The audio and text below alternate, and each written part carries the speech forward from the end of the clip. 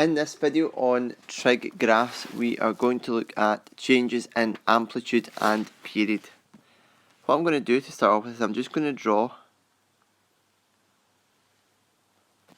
a regular sine x graph. So at this point here would be 360, this point here would be 180, my maximum occurs at 90 degrees, my minimum occurs at 270 degrees, my max value is 1, my min value is minus 1. So this is a graph of y equals sine x degrees. Okay, let's imagine though we were asked to graph something different. Let's imagine we were asked to graph y equals 2 sine x degrees. If we were to really examine what this means, it essentially means that we've got two lots of sine x. And if we apply this to our maximum and minimum values, if my maximum value of sine x is 1, if I've got two lots of that, 2 lots of 1 is 2. So this simply means that my maximum value is going to be 2. My minimum value is going to be negative 2. Everything else stays the same in terms of where it cuts the axis and where it finishes. So what we're going to do is we're just going to have a wee go at drawing y equals 2 sine x.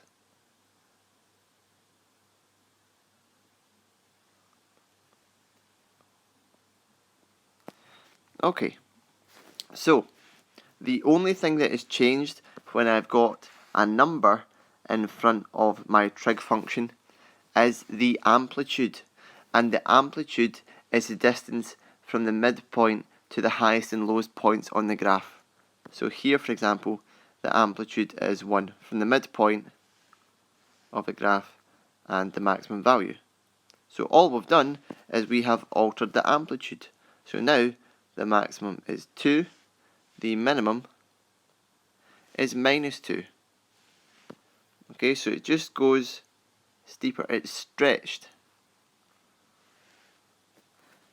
Okay, it still crosses at 180 and it still finishes at 360 degrees. The same rules apply for the cosine function. So the cosine function would start at 1 and have a minimum point at minus 1 as well. So it would have a maximum value of 1 and a minimum of minus 1. But if we were asked to sketch y equals 5 cos x degrees, for example, the only thing that changes is the amplitude. The only thing that changes is the maximum and minimum value. The shape stays the same. Okay, so instead of this point being 1, like it would normally be, this point here would be 5 lots of 1, which is 5. Instead of this point here being minus 1, it's 5 lots of minus 1, which is minus 5. The points on the graph remain the same. This point here would be 90 degrees. This point here is 180 degrees. This point here is 270 degrees. And this point here, if we were to bring it down, is 360 degrees. So the number in front of our function changes the amplitude. So here we've got 5 lots of cos x, so it's just a maximum and minimum is affected.